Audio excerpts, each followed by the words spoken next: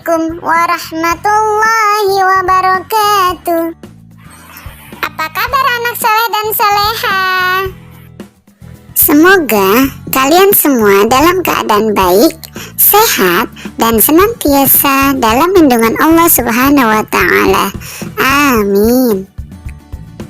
Hari ini berjumpa lagi dengan Miss Mumut pada pembelajaran tematik tema 7, subtema 1, pembelajaran 2.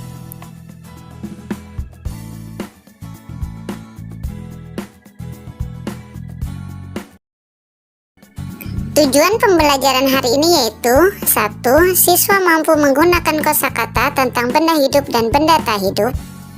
2. Siswa mampu menulis kalimat dengan huruf tegak bersambung. 3. Siswa mampu melakukan gerak berjalan dan berlari. Sebelum belajar, mari kita membaca basmalah bersama-sama. Bismillahirrahmanirrahim.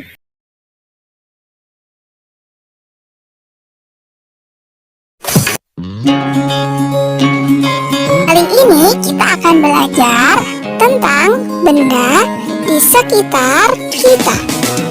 Benda di sekitar kita terbagi menjadi 2. Yang pertama, benda hidup,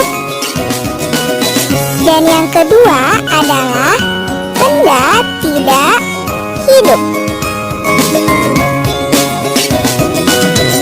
Kita cari tahu apa ya yang dimaksud dengan benda hidup. Benda hidup itu berarti dapat bergerak sendiri. Selanjutnya, memerlukan makanan. Lalu benda hidup juga dapat tumbuh besar. Dan benda hidup dapat bernafas. Selanjutnya, mari kita lihat contoh dari benda hidup. Yang pertama adalah manusia.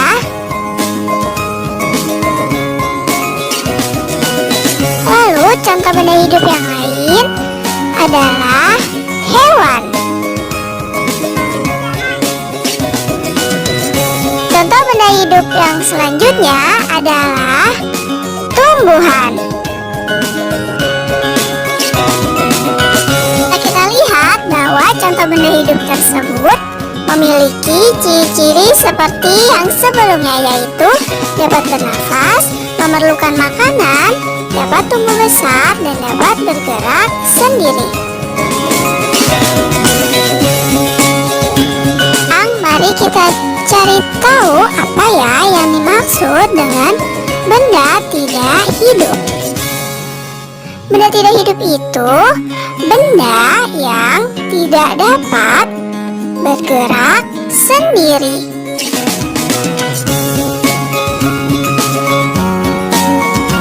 Kemudian tidak dapat bernafas,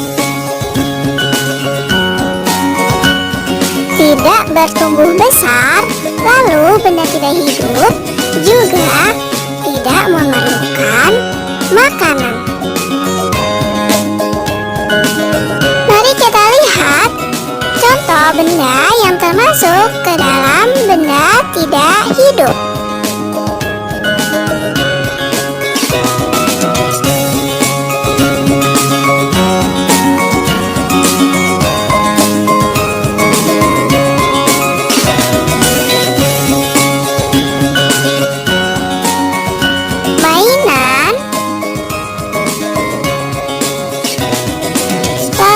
Ada meja.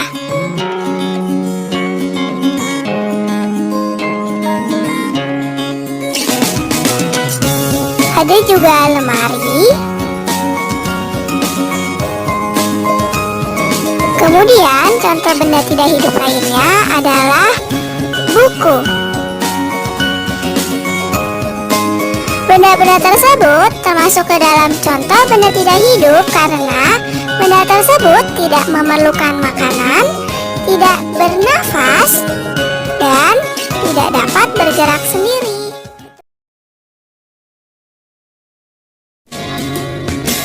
Sebelumnya, kita akan mengenal terlebih dahulu bentuk huruf. Bentuk huruf ini dibagi menjadi dua. Yang pertama, huruf lepas. Huruf lepas ini yang biasa kalian tulis sehari-hari.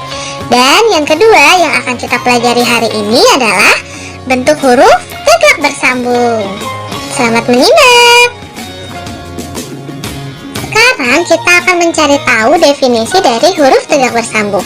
Mungkin ada yang menyebutnya huruf elok, atau ada juga yang menyebutnya huruf halus. Itu sama saja ya.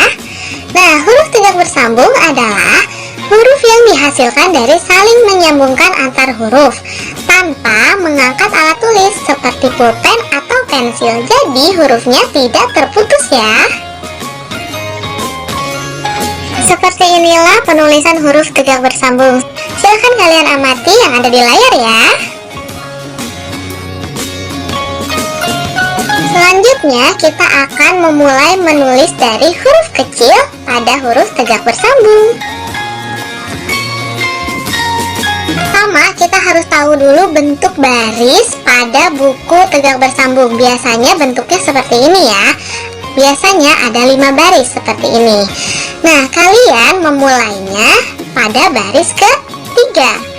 Nah, kemudian kalian mulai menulisnya dari tepi bawah baris ketiga ini yang ibu beri tanda panah merah ini.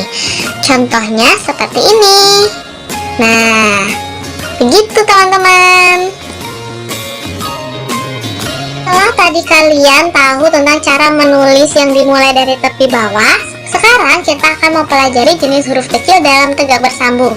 Ini dibagi menjadi 4. Yang pertama, huruf berjambul. Huruf berjambul ini dibagi menjadi 2. Yang pertama, jambul penuh, contohnya huruf B, H, K, dan L. Lalu yang kedua ada huruf jambul setengah, huruf D dan T. Bu, maksudnya berjambul itu yang gimana sih? Apa beda penuh dengan setengah? Nah, maksudnya berjambul itu lihat, kalau huruf B itu ada yang huruf ke atasnya ya, lengkungan yang ke atas. Nah, itu dinamakan jambul penuh, punya lengkungan. Sedangkan kalau jambul setengah seperti huruf D ini, dia tidak punya lengkungannya. Seperti itu ya. Lalu yang kedua ada huruf berekor. Huruf berekor ini juga sama dibagi menjadi 2, yaitu ekor penuh dan juga ekor setengah. Ekor penuh itu ke bawah ya. Kan kalau jambul yang ke atas, kalau ekor yang ke bawah. Yang ketiga, ada huruf yang tidak memiliki jambul dan ekor. Huruf apa saja? Ada A, C, E, I, M, N, O, R, S, U, V, W, X, Z. Nah, ini huruf yang tidak memiliki jambul dan ekor. Lalu yang terakhir adalah huruf yang memiliki jambul dan ekor. Ini hanya satu huruf, yaitu huruf F. Kita akan memulai belajar menulis huruf kapital pada tegak bersambung. Penulisan huruf kapital pada tegak bersambung ini memiliki 2 tipe menulis. Yang pertama, tipe tingginya 3 baris. Ini berlaku untuk semua huruf kecuali G dan J. Area menulisnya yaitu baris ke-1 sampai baris ke-3. Nah, yang ibu tandai ini, contohnya seperti ini. Lalu yang kedua, tipe yang tingginya 5 baris. Ini hanya untuk huruf G dan J saja. Area menulisnya yaitu baris ke-1 sampai ke-5. Jadi semuanya ya. Dan contohnya seperti ini.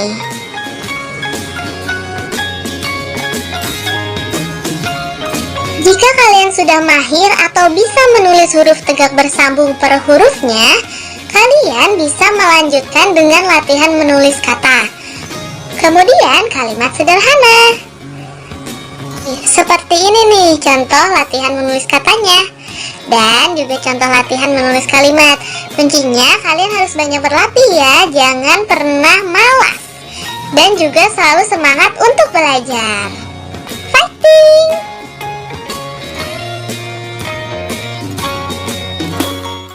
Sebagaimana yang telah kita pelajari, salah satu ciri benda hidup adalah dapat bergerak dan berpindah tempat.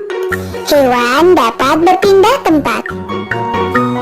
Ikan dapat berpindah tempat dengan cara berenang menggunakan sirip-siripnya. Tumbuhan tidak dapat berpindah tempat sendiri. Tumbuhan bergerak ke arah cahaya matahari. Berjalan dan berlari sesuai irama. Manusia selalu melakukan aktivitas berjalan, kadang juga aktivitas berlari. Berjalan dan berlari termasuk gerakan olahraga. Olahraga teratur membuat tubuh menjadi sehat dan kuat. Yang pertama, gerak berjalan. Cara melakukan gerak berjalan adalah yang pertama, sikat awal, berdiri tegak, dan pandangan ke depan. Tangan kanan dan kiri dikepalkan di samping badan. Kemudian berjalan seperti biasa dengan lengan diayun ke samping badan. Berikutnya berjalan mengikuti irama hitungan 1, 2, 3, 4. Yang kedua adalah gerak berlari. Cara melakukan gerak berlari adalah yang pertama, badan sedikit dicondongkan. Lakukan ayunan kaki lebih tinggi. Kemudian gerakan kaki dipercepat dari gerak berjalan. Anak-anak juga dapat melakukan gerak kombinasi berjalan dan berlari. Cara melakukan gerak kombinasi berjalan dan berlari adalah pada hitungan 1, 2, 3, dan 4, anak-anak melakukan gerak berjalan. Kemudian dilanjutkan dengan hitungan 5, 6, 7, dan 8, anak-anak dapat melakukan gerakan berlari. Saat melakukan perpindahan dari gerak berjalan ke berlari, lakukanlah secara perlahan. Alhamdulillah, pembelajaran hari ini selesai. Sampai berjumpa lagi di pembelajaran selanjutnya ya. Terima kasih anak hebat dan cerdas telah mengikuti pembelajaran hari ini dengan baik dan penuh semangat. Baiklah, tugas hari ini yaitu di buku tematik 1G halaman 12 dan 13. Tugasnya nomor 1, perhatikan gambar-gambar berikut, lalu warnailah jawaban yang tepat. Nomor 2, tuliskan nama dan ciri dari benda-benda berikut. Berilah tanda checklist ya nak ya. Lalu yang ketiga, salinlah kalimat berikut dengan huruf tegak bersambung. Dan yang terakhir, lingkarilah gambar benda yang termasuk benda tak hidup.